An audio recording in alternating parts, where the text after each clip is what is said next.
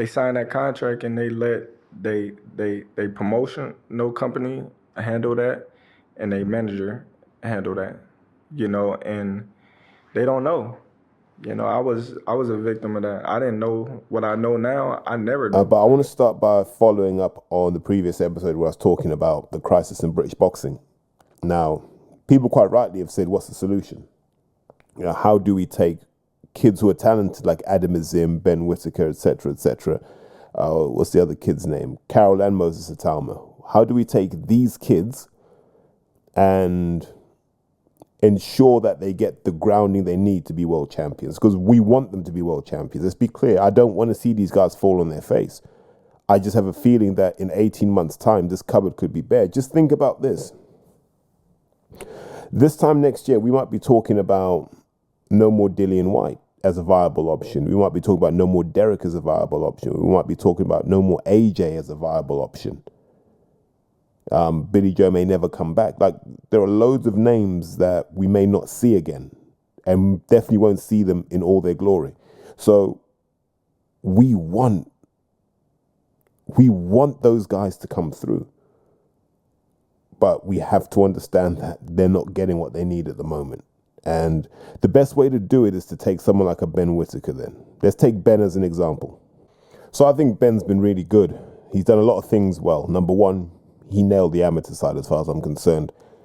He built the buzz, he built a name for himself, he built that image as, Ben the flashy kid from the Midlands who, if he had his way, would never leave the Midlands, and all endearing. And the lads that I know personally who are GB with him really liked him. Nice kid. I think they did everything right. They looked around their options, right, in terms of who to sign with, the compensation, all that stuff. They looked into all of this. They chose a trainer wisely, just mentally pull him out of that really basic English bubble of, fish and chip boxing, for want of a better expression. They also kept Joby Clayton on board, who had been part of the journey from the beginning. I think that's also important because Joby can get to the psychological aspects of Ben in a way that Sugar Hill Stewart can't.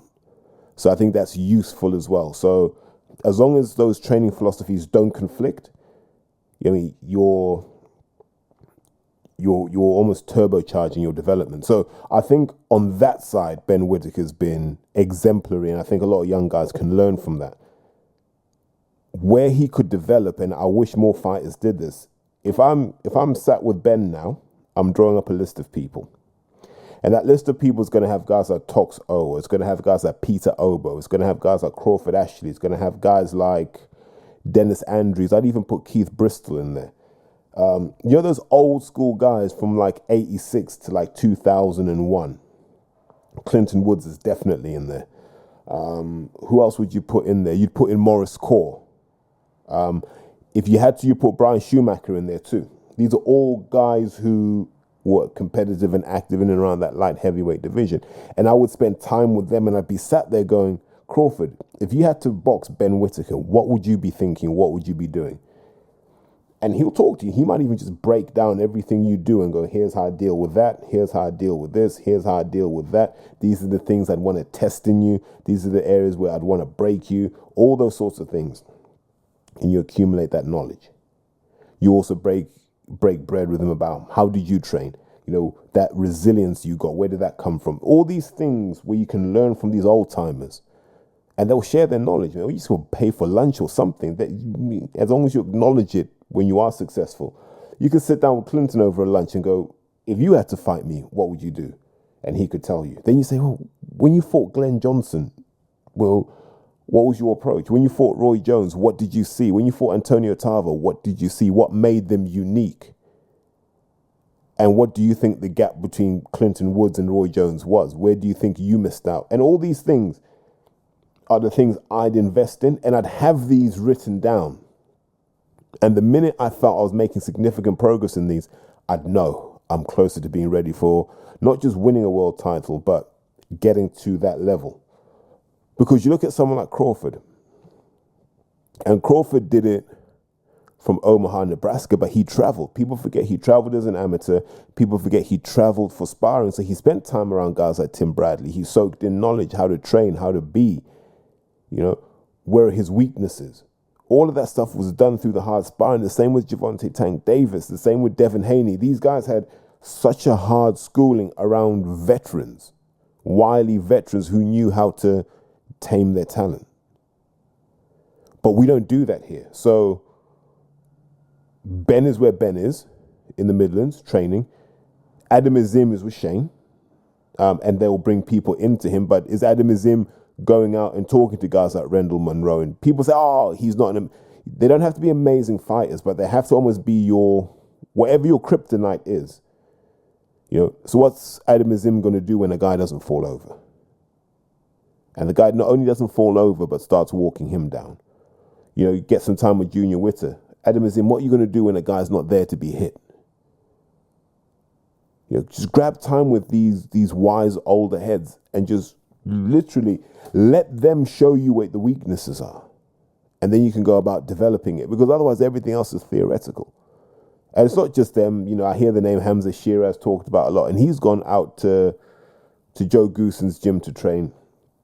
But look what happened when he fought the first guy in Bradley Skeet of any talent, and that wasn't a prime Bradley Skeet, but Bradley Skeet knew his way around the ring, and Hamza Shiraz looked like a fish out of water. So it shows that development part is important, because good fighters will find your holes, or they'll position you that you can't be the best version of you.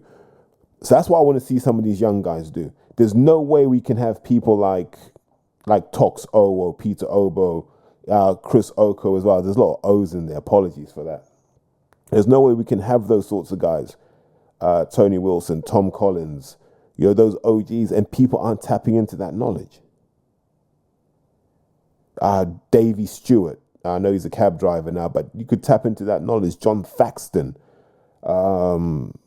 even some of the guys we know, like a Jamie Moore, Ryan Rhodes. All this knowledge should be tapped into. I think people go to these guys expecting them to just throw wisdom, but you got to have the right questions to ask. Make them think. And in them thinking, they will give you what you need. But until we do stuff like that, until there's a real knowledge transfer, we're never going to grow. And this is why if you look at this country, every 3 or 4 years, we just boot the musical chessboard up in the air, and a whole new genre of music comes up, brand new producers who have no prior history, right? Never worked with anyone, never done an apprenticeship. And we create these new genres of music that are great, but they never sustain because we don't understand how to make songs and albums. And then the next generation come through thinking they've got the answer, and that happens. We don't have knowledge transfer. So no one goes up to Jazzy B and says, talk to me about what you were doing. Let me get some inspiration from that. So no one talks to guys like Jazzy B. No one talks to guys like Embiid. No one. Whereas if you look at America, there's a whole apprenticeship system. You come up under people, you learn how to do something, then you go it alone.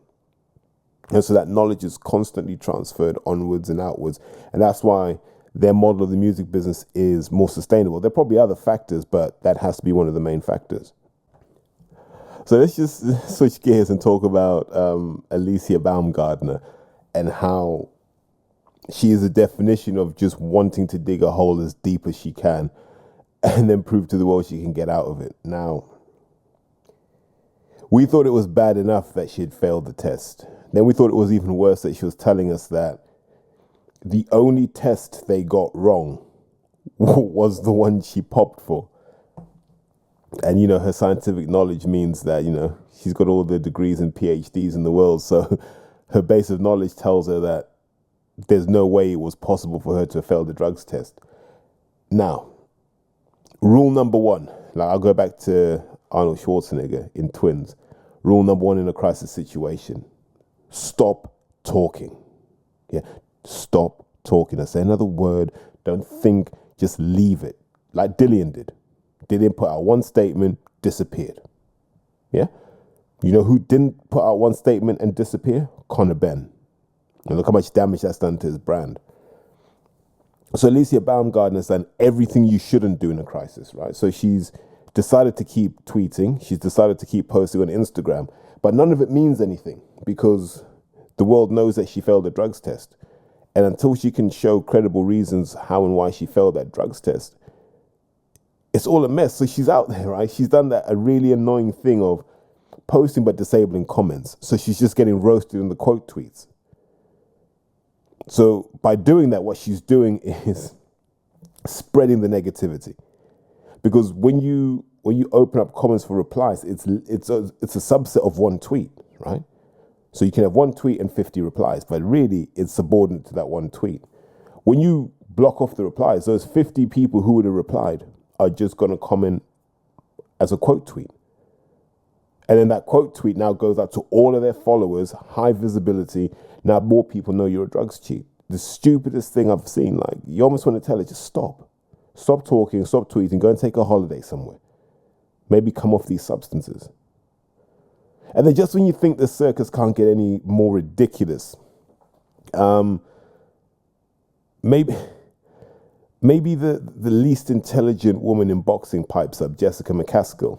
All right, so Jessica McCaskill joins the Boxing Voice, another band of headbangers and loose cannons and so on and so forth. Entertaining enough. Like, I'm not anti the Boxing Voice, but it's run by a guy who really has a bad case of megalomania. So McCaskill goes on and goes, this is all a big conspiracy. I'm summarizing here, but she goes on and says, this is all a big conspiracy. As soon as people found out that Alicia Baumgartner wanted to sign to Jake Paul's MVP, by the way, not a bad move, because I think you'll get better paid. That's when Matchroom decided to release the findings. Now, my question is, will Matchroom going to sit on the findings? Like, no one's asked that question. I'd like one of the camera outlets to just go, Eddie, what were you going to do with those findings? Were you going to release them, or were you just going to sit on them? Because we need to understand that we don't understand the protocols around drug-free sport. Because if the board struggle to recognize VADA, then they're going to struggle to recognize drug-free sport, right? Like, we're making this problem even worse. But let's go back to McCaskill. So McCaskill's there venting, going, Eddie's just trying to sabotage Alicia Baumgartner because she wants to leave Matchroom for Jake Paul's MVP. Now, wow. Unless Eddie went up to Alicia Baumgartner with one syringe of Proviron, it was a syringe of Proviron. No, they're both tablets, sorry. Yeah, unless he went to her with Proviron tablets and Primo tablets. How did he sabotage it? Everything she did is willing. Unless Jessica McCaskill is saying promoters have a duty to hide these things.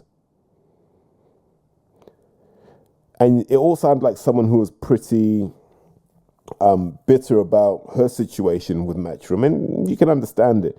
But I don't think people realize the game. Like, you can't defeat the system. The system is designed to benefit the promoters and to disadvantage the boxers all day, every day.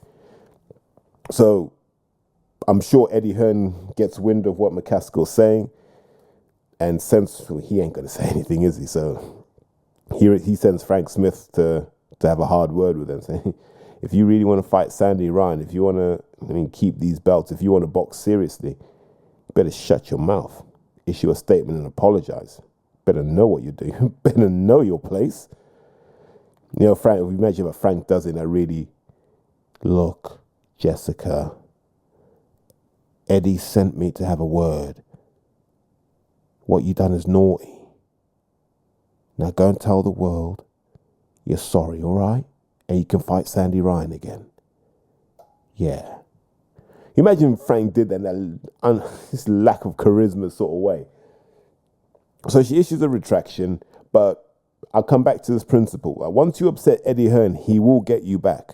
So if Sandy Ryan doesn't beat Jessica McCaskill, be absolutely sure Eddie's going to send Terry Harper in to finish the job off. Be absolutely sure. And you'll know it because if McCaskill wins, she'll have such a short turnaround between fights. And you'll look at it and you go, yeah, he's setting her up for failure. But I think you can expect McCaskill to be on her way out of Matchroom. Eddie's a guy that holds grudges. If you disrespect him directly, if you mess with his loyalty and his trust, he'll get you back. Who was the kid who they did that to? Ben Hall was the kid they did that to. Cruel. But overall, this Alicia Baumgartner thing is exactly what you don't do. Yeah. What you do is what Michaela May has done. Say absolutely nothing. Just be like, whew, at least it wasn't me. Yeah, that's all you have to do. Just go, at least it wasn't me. Let me just make sure my operation is airtight, because if you were to ask me if Michaela Mayer's on something, yeah, I can't tell you what, but she'll be on something because I know the people she's got wrapped around her.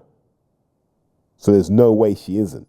Like, the level of detail that goes into her strength and conditioning and her training, there's no way they haven't factored this in as well. It may not be as extreme as Alicia Baumgartner, but there'll be something there. But overall, I've said this on numerous occasions, and I say to people, if you really want to understand, the drugs aspect of it, grab the episodes I did with Larry. If you're new to it, I think it's Beautiful Boxing Podcast, episode 77.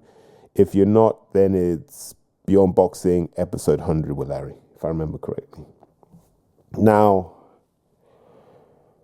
my worry is this. I watch a lot of these young women boxing, and I'm like, how many of these women are having periods? Because you look at the body fat levels and you're like, you don't have enough fat in you. You don't have enough cholesterol, HDLs, LDLs. You don't have enough of those to be creating the hormones you need. And you can do that short term, but after a while, you get those effects that anorexics get. Because essentially, if you think about what boxing is for women, it's an eating disorder, right? It's an eating disorder because all of these women are boxing way below their natural weight because they're eliminating a lot of body fat. Some women naturally have low body fat, and then, conceiving can be a problem and so on and so forth. But essentially, these women are pulling themselves into an unhealthy situation. A lot of them are doing it without medical supervision. A lot of them are doing it with medical supervision, and that's why nothing's getting picked up. And this is what the board need to look at. How many of these guys are going to doctors who are friendly to boxers? And that doctor is writing a prescription for hypogonadism. Because I can do that. So I can take a compound that will crash my testosterone almost to zero. Get a test that day. Get a blood test that day. Show the findings. Doctor says, yeah, you need everything. Right? So I get my testosterone. I might get growth hormone. I can find a way to basically junk my system temporarily. So I get that TUE. Once I've got the TUE and the doctor's prescribed testosterone for me, I might say, look, I've got osteoporosis, and he might prescribe another compound. All of a sudden, I've got 3 or 4 TUEs that allow me to run a powerful cocktail of substances that help me perform. This does happen in other sports. I'm sure it's happening in boxing. And that's why these TUEs need to be looked into. We should know who's got a TUE. I don't need to know for what, but let's just know who's got a TUE. And in that way, we can go, okay, that's why that person hasn't been caught. But overall, yeah, don't handle things like Alicia Baumgartner does. Yeah, sometimes when you're caught with your hand in the cookie jar, just own up to it and move on. Now, it wouldn't be right for me to do a pod this week without talking about boxing's favorite flat earther, Carl Froch. So Froch has just gone on the warpath when it comes to Joshua. Now, I'm not saying he's wrong. I'm not saying I haven't enjoyed it. It's been brilliant watching Carl Froch out Porky Russ. Like, just literally just shoot straight for the extreme and just go straight after Joshua. And it's refreshing because if you look at what Carl did, I think it was his Froch on Fighting channel where he did this. He almost exposed that deep state of boxing. Boxing's got its deep state. Like Bellew's part of that deep state. Darren Barker, Chris Lloyd, obviously Mike Costello, Barry Jones has become part of that deep state of boxing where, they'll tell you Anthony Joshua's world class. They'll tell you that guy's learning on the job, even though he's in his mid-30s now. But a lot of it's right, and it taps into what a lot of fans are saying, that basically everything we see from Joshua now is a money grab. This isn't about legacy. Hearn said something interesting when he was once again he criticizes Deontay Wilder, which I find really weird. But it tells me that no deal has been done, right? No offer's been sent, no deal has been done, no business has been done between Eddie Hearn and Deontay Wilder's team. I can guarantee it, because Hearn would not be talking crazy about Wilder if that were the case. So for him to say Wilder has no elite wins on his record, I don't get that. What elite wins does Joshua have on his record? Like elite wins. Ruiz is not an elite heavyweight by any stretch of the imagination because he doesn't have names on his record that would justify that. Yeah, I include that win over Joshua. Klitschko's a granddad, had seen better days. If we're being honest, Brian Jennings probably did a better performance on Klitschko than Joshua did. Povetkin was never that good to begin with. Parker, we've seen Joe Joyce run over him, reverse over him, handbrake turn over him. So who? Pulev? No. Takam? No. Joshua doesn't have any elite wins. Joshua doesn't have any elite fights. That's the worrying thing about all of this. You know, people say Usyk. I'm still not convinced until I see Usyk in with someone we consider good. Like, if he gives Fury a hard time, then maybe that could be an elite opponent. But Joshua didn't come close to winning that. So to be criticizing Wilder for icing Ortiz twice, and Eddie Hearn's justification for this was Wilder was losing every round.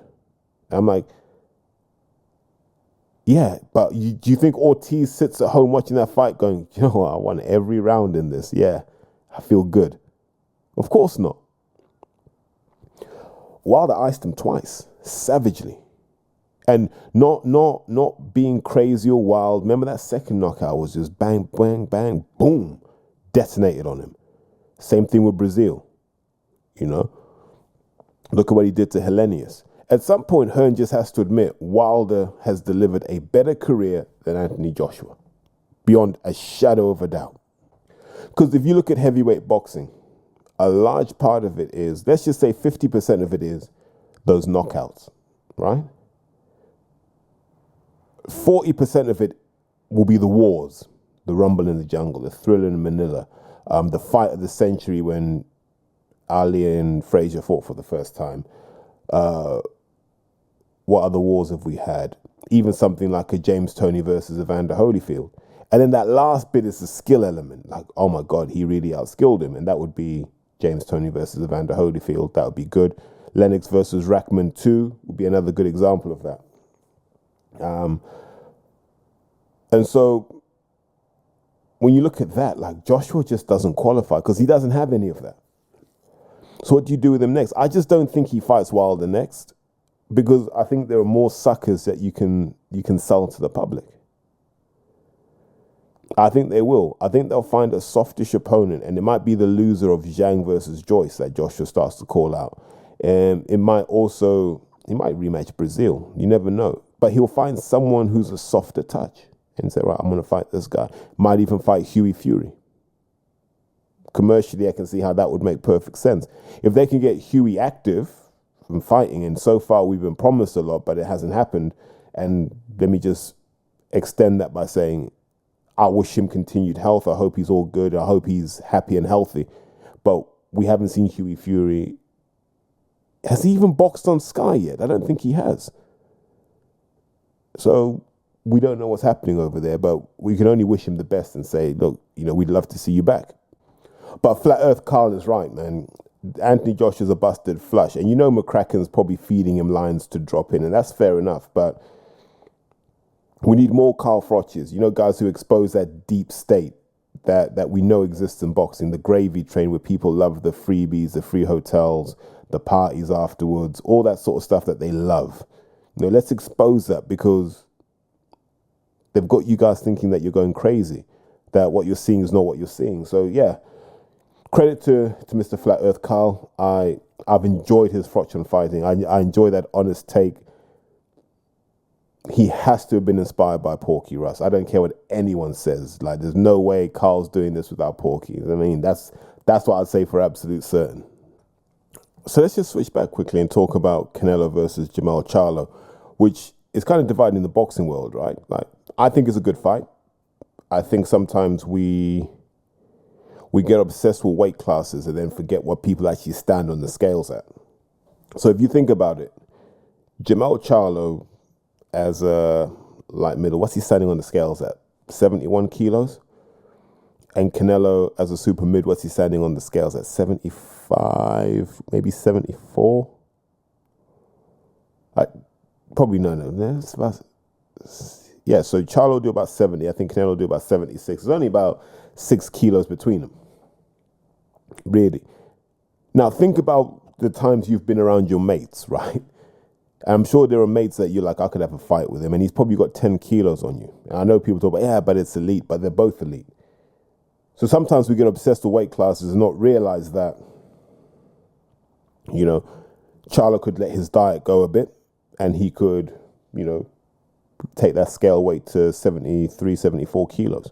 Then there's not really much in it, right? And then the real question becomes, can Jermell Charlo take super middleweight punches? Or can he make a super middleweight miss, which is what you really want him to do, right? He wants to make Canelo miss. He wants to make Canelo work at his pace. So you take that power out of the equation. So it's not as ridiculous a fight as you think. Like if you looked at it from a street fight perspective, yeah, you wouldn't say, it's a mismatch. So let's see what happens. I like the fact that the build-up's been respectful.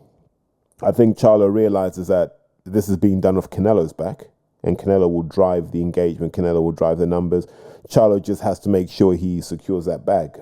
And credit where credit's due, he's done that well so far. I genuinely want to see this fight, because if this is the case, then guys like Spence and Crawford might decide, well, that's where the action's at. They might all decide to meet at 160, which would be good. And that would take us kind of back to that Four Kings era. Can you imagine if Mel Charlo says, right, I'm going to stay at 160 now, and then Crawford and Spence go up there? Maybe Kell Brook says, I'm going to come back at 160. So I think this fight would open a lot of doors in that sense, where people go, actually, middleweight's sexy again. And so I'd like a Charlo win. I'd like a Charlo career best performance, and then we can go from there. Because you might see Tim Tszyu just go, right, I want to meet these guys at 160 as well, which would be great. But then would those fights happen? As long as matching mind involved, then you have a feeling that all fights are possible. So Terence Crawford was on Joe Rogan. I think it's Joe Rogan, the MMA stuff. So episode 145, he's got Terence Crawford on there, who's now sporting a new hairdo. I imagine he's going to grow out his locks. Be interesting to see how that works out for him visually. But definitely worth a listen. I've become a bigger and bigger Crawford fan almost on a daily basis. I like his philosophy. I like that simplicity that he brings to his life. His life isn't overly complicated, not overly flashy, not overly showy. He's a fighter, and that's all that matters to him. But some of the key takeaways from that I enjoyed, and I think he's had other conversations, but let's just touch on some of the thoughts of Terence Crawford. So one, if you think about what I said earlier in the episode about Jermell Charlo and Canelo, and I was like, size-wise, it's not that big a deal. Crawford's now looking at, I'd fight Canelo at 168 pounds. And I'm almost like, why not? Because, so it's an interesting one, isn't it? Because we look at what happened when Kell Brook went from 147 to 160, and that was kind of against the prime Golovkin. And, Kell ended up being badly hurt. So the question would actually be, could Canelo do that? But I don't think Canelo's got the engine Golovkin has. So I think Crawford probably has that opportunity to use his speed and movement as a difference maker. Much like Amir Khan did when he fought Canelo. So I'm not necessarily downplaying it. I think that would be a hell of a fight. I think we should have more of these sorts of scenarios where, someone comes down in weight, someone goes up in weight, and we make, these almost pound for pound matchups happen. It happens a lot more in the smaller weight classes, but it's a lot easier because you're only really giving up a kilo or two here and there. So I thought that was really interesting, that's where his head's at. Now his head is almost like, I've completed everything I wanted to do in boxing. Let me have some fun with it. Let me challenge myself. I think that's good, because how many times do people say, why doesn't Floyd fight Andre Ward? And here's Crawford going, yeah, I'll fight Canelo. So yeah, fair play to him. I also find it interesting that, like how he breaks down Errol Spence, and his mindset is the one I wish more boxers had, where he's just like, look, bigger doesn't mean stronger. It's just a fight. And I imagine Crawford's got the same mindset I do. If you had to fight someone in the street, you're not going to ask what weight they are. You've just got to get into it. And if it works, it works. If it doesn't, it's a lesson, I guess.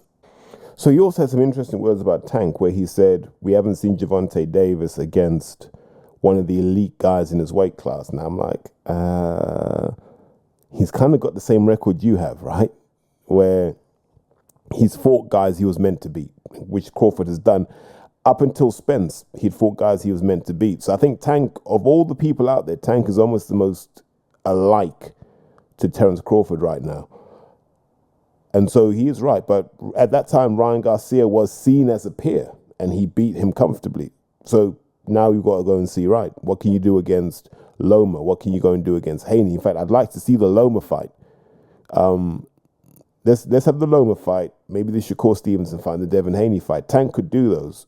And I mean, that's what we want to see as fans. He also said something really interesting. And I never knew this about Crawford, that he spars half of his rounds orthodox and half of his rounds southpaw. And the reason I find that interesting is I have this conversation with guys like Denzel Bentley about should you be able to switch in boxing? And I said, that's a skill you learn very, very early. Like I've said before, I was lucky enough to spend time at the Ingle gym when I was at uni. And kids were doing that from like 8, 9, 10 years of age, right? So their instincts are, I'm only going to move 1 foot. Change my angle, change my position, move 1 foot. That may mean I switch from orthodox to southpaw. I'm okay. I know exactly what to do in all of these positions. And I think from what Crawford was saying, he's been doing that from so young that it's second nature to him now. And that's why I say to people, I don't think you can switch once you're a mature mind and a mature boxer. It's very, very hard because you got very defined patterns as an orthodox guy or a southpaw guy. So trying to switch and then develop a new set of patterns is almost counterproductive. Whereas if you've got a hybrid set of patterns that are adaptable on both sides and you've grown up with that, there isn't that much conscious switching that's required. But I do also love that Crawford, now that he's champion, is talking a lot more about the business side of things and the fact that most boxers aren't taught the business side of things. But I can speak from a UK perspective. That's mostly their own fault, right? Every youngster I've ever spoken to that wants to turn pro, I give them this one bit of advice. I was like, you're going to pick a trainer, you're going to pick a promoter, you're going to pick a manager. You have to pick one person that's not connected to the game that you can bounce things off. Ideally, they're a fan of the sport and they know enough to hear your situation and give you advice. I don't see how you go into boxing without someone like that. It can't be a brother. It has to be someone that you ring up and go, listen, they've just told me this. What do you think? And it could be just a 2-minute call. And you go, okay, perfect. Thank you. But you need that. If you don't have someone in your corner teaching you how boxing works, you're going to get robbed and you're going to get no sympathy. You want someone who understands how purses work. You want to understand someone who understands what an event's going to gross. You want someone who understands what contracts look like. You want someone who understands how to manage relationships with people who aren't from the same background as you. How do you set expectations? How do you agree things? How do you keep them happy?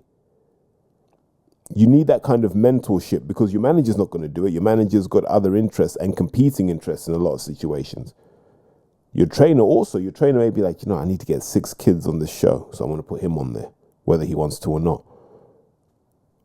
So you need that one person who's like, maybe you want to hold fire on this, or maybe you want to do this instead of that. Because I think Crawford was referring to the fact that Mayweather essentially kept his money in him. Like Mayweather's never passed the money on, maybe to Tank a little bit, but Mayweather's never passed that money on.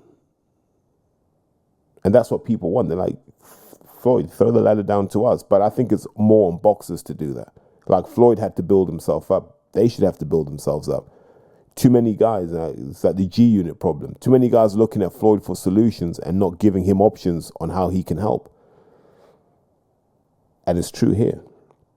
I know there are a lot of guys who are visible on TV, fronting, showing off, and in about 10 years' time, they'll be driving your bus, they'll be driving your taxi. Because they got the wrong people around them. They're listening to the wrong people. They're taking advice from the wrong people but putting them on a pedestal.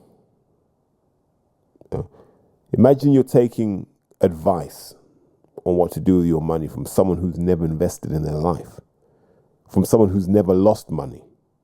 But that's what people are doing right now. But I guess that's what freedom's all about, right? But yeah, he's right about all of these things. I thought just having Crawford out there talking, speaking freely, which he can now, because I think he's still a promotional free agent. So he has that luxury of saying what he wants and doing what he wants. So fair play to him, man. More, we need more ambassadors like that. And you almost wish that we'd had this kind of Crawford 3 or 4 years prior, but we've got him now, so let's enjoy him. Something I want to touch on. Sometimes I gotta get in my own bag sometimes and get some stuff off my chest. So if you remember after the Joshua kind of debacle against Hellenius, so IFL decided to have a show the night after, and like I said, they recruited the deep state of British boxing, right? That's what they did. They got the deep state there. Now I was interested in this, and I'm going to tell you why. When Martin, Andy, and I did our second live show in Old Street, the venue told us a number. I think we could sell, it was either 139 or 140 tickets was what we were allowed to sell. Right? We knew we could shift more. And by the way, I think we sold out in a day, 139, 140. I still maintain there was somewhere close to 170 people in that room that night because you couldn't go up and down the stairs. There were people in the shadows. There were people everywhere. People sat on the floor. Do you know what I mean? Like it was rammed, right? It was rammed. It sounded rammed. It sounded brilliant. Like people came together. People left together. There were drinks before, drinks after. It was a real event. Like it was a real kind of, flag in the sand moment. We say, look, we can actually do this. And when something like that happens, considering the people who were involved, word gets out. Now, 6'5" camera jockey was talking crazy behind the scenes. And this is a problem with Coogan. I'm not afraid to say this. If you know Coogan well, you know what I'm saying is true. Sober Coogan's fine. Plays it down the middle, is a diplomat, won't commit to anything, won't have an opinion on anything. He'll always play the reasonable man. It's frustrating, but you respect it because he's consistent with it. Now, fair play, Cougs, do your thing. Once he's had a few, I don't know if it's brandy, I don't know if it's Jack Daniels, I don't know if it's Morgan Spice Rum, I have no idea. Once he necks a few of those, he's reckless. He says stupid things he shouldn't say. He gets emotional, like the insecurity comes out, the jealousy comes out, the envy comes out, sometimes the anger comes out. And it's a shame, actually, because it's like, man, you don't need to. I keep saying this. He's Kugan Cassius. A lot of what happens now downstream doesn't happen without IFL, right? It doesn't. The idea of, talking to boxers outside of the ring, beyond the context of boxing, all of that, doesn't really happen without him, not in the UK anyway. So what the hell do you have to prove to anybody? Nothing. To me, if you had a boxing hall of fame in this country, Coogan walks in, right? That's my opinion on it. And it doesn't make me anything other than honest to say that. So for him to be talking behind the scenes to people and it getting back to me that he was disrespectful about our live event, disrespectful about what we do, it's not serious, it's just disrespectful. The younger me would have just beat the shit out of him. That's why I'd have battered him. I don't give a monkey's who he knows, don't give a monkey's who his boss is. I'd have battered him. But I'm older and wiser now. He's older and wiser. We've got better things to do with our lives. So we just go, right, let's see who's right in time. So this live show happens. And it's a weird thing because it's full of kind of boxers we'd forgotten about, right? Who won another chance at glory. Now, there were loads of them. I don't believe for a second any of them bought a ticket. I think they were just comped in, from what I heard from people. The media people were comped in, right? Free tickets. So it suggests that someone bankrolled this and didn't care whether the tickets actually sold or not, because most people in that venue didn't buy tickets. Someone said they reckon probably about 200 people max bought tickets. Now, I can't confirm or deny that. But if that's the case, then, do you know what I mean? That's come on, New Age blows that out the water, because we didn't We didn't go through the whole rigmarole of getting all of these media people in there. We didn't go through the rigmarole of continuous. There's just like using your own channel. Like you got 872,000 subscribers. You sold 200 tickets. How many of those subscribers are real then? Because even if you had sold to 1%, like you should have sold that out many times over. Why haven't you? Then you're like, yeah, we're a global brand. Most of our followers are global. Yeah, okay. You're telling me that 1% of your followers are not British. Okay, cool. But it did. It was sad. Like he was there. He looked like, what's that guy's name from Miami Vice? Not Sonny Crockett. It's Michael Tubbs. He looked like Michael Tubbs in his outfit. Didn't go together. It was like a mishmash of like Zara, Gap, and Primark. Eddie was there looking like a supply teacher. And you could just hear from the audio that there weren't a lot of people there because it was just so echoey. But my thing in life is don't throw rocks at people before you've done something. These live shows are hard. Doing a podcast is hard. Being able to sustain a podcast year after year is hard. And all these clowns think they can do it. They are, well, we're IFL. We've got this many 100,000 subscribers. We'll just do a podcast. We'll just do something where we highlight the people who are coming through. Like that hasn't been done on New Age. Like essentially all Coogan's doing is following our playbook. That's it. Who would have thought that the guy who inspired all of British boxing to do something is now being inspired by New Age and what we did? Funny how the circle of life goes. But he now understands that the reason people come to a live show is they want to feel like they're around people they could have a beer with. And to do that, you got to have a beer with people and not be a dick. That's a skill some people haven't mastered. You know, when's Eddie Hearn going to sit amongst the fans and have a beer? He's not. When's Darren Barker going to do it? He's not. None of those guys are going to do it.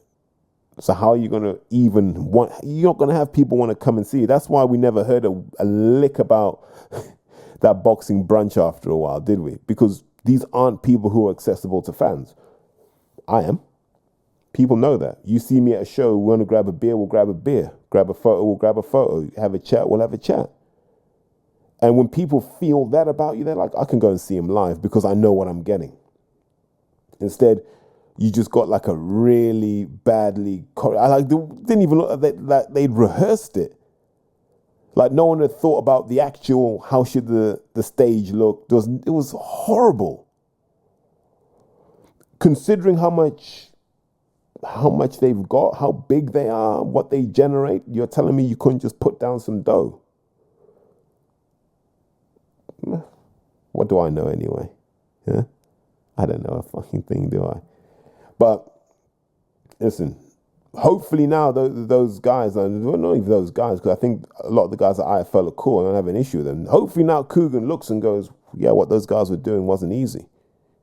Yeah, you've got to nod your head. But he'll carry on being a bitch about it. Who cares? Next time I see him, he'll be drunk. He'll talk some more shit. Nah, it is what it is, I guess. Can't cry about that, unfortunately. But hey, listen. Don't let that discourage you if you ever want to do a live show. If you ever want to put yourself out there, don't let it discourage you. But just remember this. Be authentic. Be nice. Be considerate. And give your fans something. Yeah? Let them feel that you're putting into this relationship as much as they are, because without the people who listen, man, what the hell is this podcast? Nothing. It's just me rambling into a microphone. Cool. So let's just blitz through stuff. Ben Shalom beefing with Matchroom again. I'm not going to say it's a conspiracy theory, but he does believe that Matchroom are trying to sabotage his business. It wouldn't surprise me if that's the case. Like I said, you know, the deep state of boxing is real.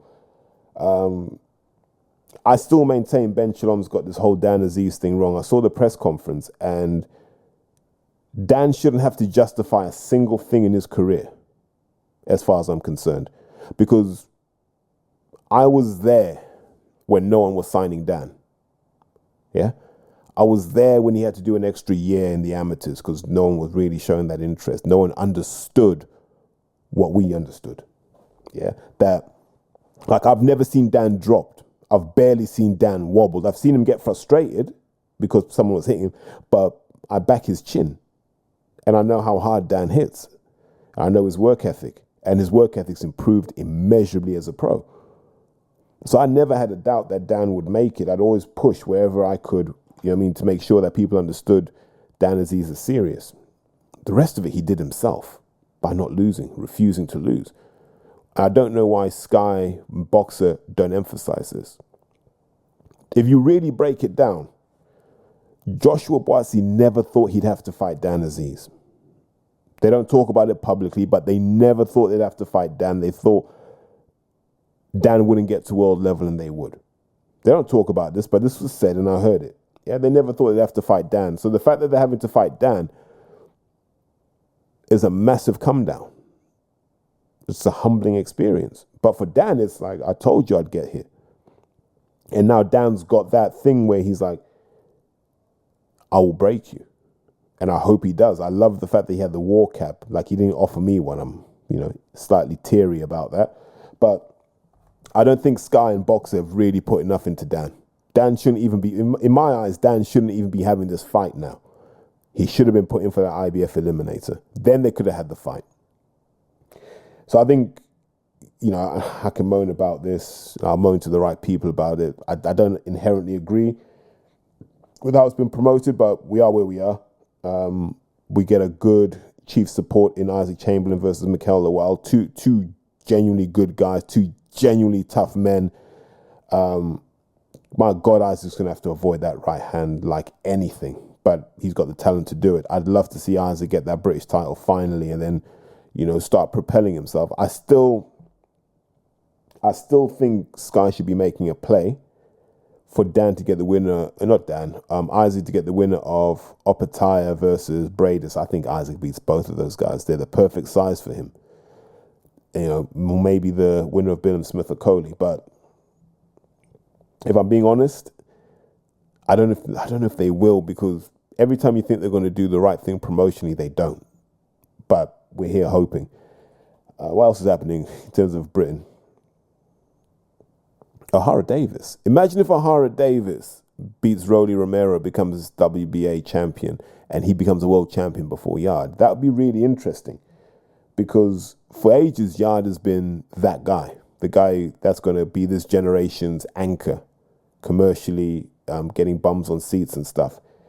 And here's O'Hara Davis, years after being thrown under the bus, he's just grafted his way into position. So credit to him. Credit to Lee Eaton. We kind of malign Lee Eaton because of his affiliation to MTK, but he has grafted. Like, this isn't something that someone pulled the strings for elsewhere. Like, Lee's been involved in making this happen, so credit where credit's due. He's definitely carving out a good niche as a manager. So always got to tip my hat off to him, because I've known him since he's doing unlicensed shows. So for him to be where he is now, kudos and credit where credit's due. What else has been happening? Taylor versus Chantal Cameron too. So Katie Taylor will fight Chantal Cameron again. I think this may be more emphatic this time, because I don't see what Katie Taylor can do different. She can't box on the back foot. She's not a great counter puncher. Chantal Cameron's bigger, stronger.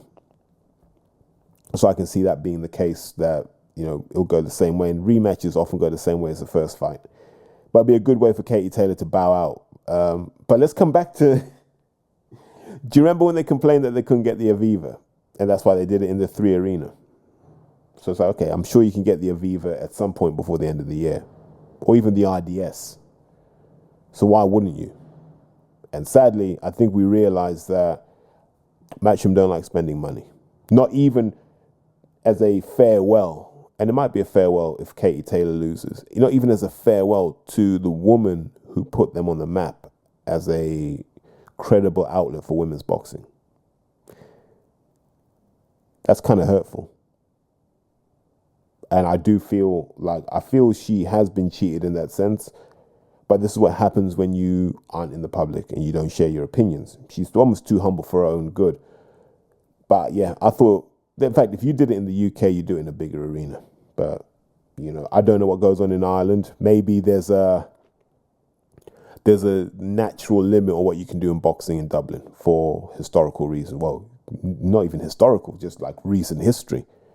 You know, do you really want to police the IDS? Do you really want to police Croke Park? Do you really want to police the Aviva? Probably not, because we know what happened last time, and that's an unbelievably expensive operation. But that's going to be a real shame. Maybe they do need to bring that rematch to the UK, but not my concern. Wood Warrington, I hope Lee Wood does the business and, rides off into the sunset after this. But it'll be a shame, because then these are stalwarts of the last 10 years of British boxing, and we've got to say goodbye to them, and we've got no ready-made replacements. These guys like Jordan Gill flattered to deceive. Unfortunately, Larice Belotti's all flattered to deceive, and they were victims of systemic failings that we've outlined in previous episodes. And also, the last thing I want to say is they need to stop with this Matchroom 5K. I genuinely think when Eddie came up with it, he thought it would be like, in Rocky, when everyone's just running behind Sylvester Stallone, he thought it would be like that. But it's not. It's like a really crap park run. That's all it is, really. And it hasn't had the desired effect. So you just canned it. You tried it. It didn't work. Move on. Listen, on that note, let me sign off, because I've given you guys more than enough content to keep you busy this week. So I don't care what happens, that boxing could implode this week. Do not ask me for another episode for a while. Let me just chill out for a bit and enjoy whatever's left of this summer. Take care, guys. As always, appreciate the love, appreciate the support. We're going to keep doing this for a while longer. Take care. Porky's Corner is proud to be sponsored by Spartan Site Solutions. They are specialists in civil engineering and demolition contracts for the construction industry. Interested parties should visit their website or contact Porky's Corner for a referral at porkycorner@mail.com.